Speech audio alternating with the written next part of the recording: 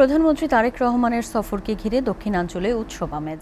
সফরের আরও খবর জানাতে বরিশাল নগরীর আমতলা মোড় এলাকা থেকে সরাসরি যুক্ত হচ্ছেন সহকর্মী মুজিব ফয়সাল। মুজিব, প্রধানমন্ত্রীর সফর ঘিরে আপনি সকাল থেকে আমাদেরকে সংবাদ জানাচ্ছিলেন, আসলে সেখানকার কি পরিস্থিতি, এখন সেখানকার আসলে সর্বশেষ পরিস্থিতি কি?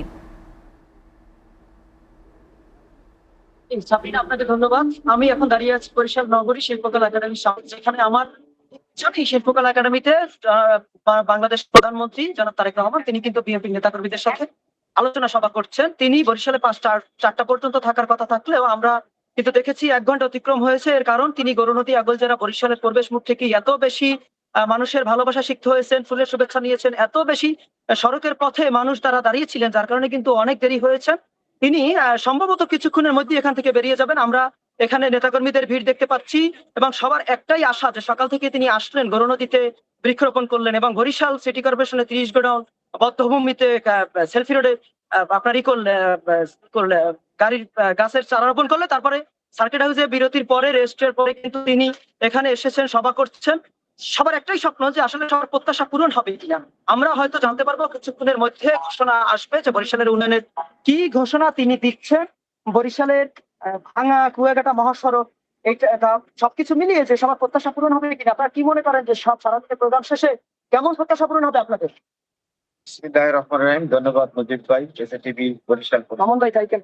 আপনারা জানেন দীর্ঘ 22 বছর পরে আমাদের প্রাণপ্রিয় প্রধানমন্ত্রী আমাদের বরিশাল আগমন করেছেন। বরিশালবাসী উৎসবমুখর পরিবেশে তাকে সাদরে গ্রহণ করেছে এবং তাকে আমরা সম্মান প্রদর্শন করেছি।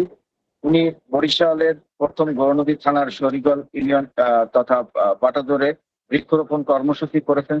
এরপরে বরিশাল বাটাদর স্কুলেও তিনি সামান্য বক্তব্য রেখেছেন শরীগল এবং গৌরনদীবাসীদের জন্য, এবং তিনি বিভিন্ন প্রতিশ্রুতি দিয়েছেন। আপনারা জানেন যে বরিশালে যে 6 লাইন রাস্তা হওয়ার কথা ছিল, সেটা আমরা অপেক্ষায় আছি। ইনশাল্লাহ আশা করি আমাদের মনের ভাব তিনি বুঝতে পেরেছেন, এবং তাছাড়াও বরিশালের মেডিকেল, বরিশালের রাস্তাঘাট এবং অন্যান্য শিক্ষা ব্যবস্থা সবকিছু আরো উন্নত করবে, এটাই আমাদের ধন্যবাদ। জি, ধন্যবাদ। আপনি যে সংবাদকর্মী, আপনাকে সকাল থেকে এখানে দেখেছি, সব মিলিয়ে কেমন মনে করছেন এবং নাগরিক হিসেবে আপনার ভাবনা কি? আপনারা কি আশা করেন প্রধানমন্ত্রী থেকে? স্বপ্ন পূরণ হবে কিনা? আজকে সকালে মাননীয় প্রধানমন্ত্রী বরিশালে এসেছেন এবং প্রায় দিনব্যাপী ওনার প্রোগ্রাম, এবং এই আজকের প্রোগ্রামে আমরা যেটা দেখেছি যে দলীয় নেতাকর্মীর বাইরেও সাধারণ মানুষ কিন্তু খুব উচ্ছ্বাসিত হয়ে রাস্তার পাশে তাকে এক নজর দেখার জন্য বেশ সময় তারা অপেক্ষমান ছিল। খুবই অনেক মানুষ ছিল।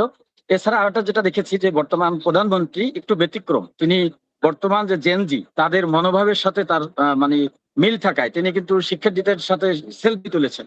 এই বিষয়গুলো থেকে কিন্তু বোঝা যায় যে তিনি বর্তমান প্রজন্মের সাথে যথেষ্ট খাপ খাওয়ানো একজন প্রধানমন্ত্রী।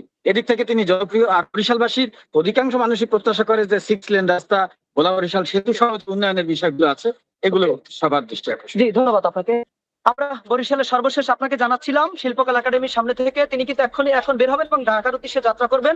এই ছিল বরিশালের সর্বশেষ। সাবরিনা। মুজিব, আপনাকে ধন্যবাদ।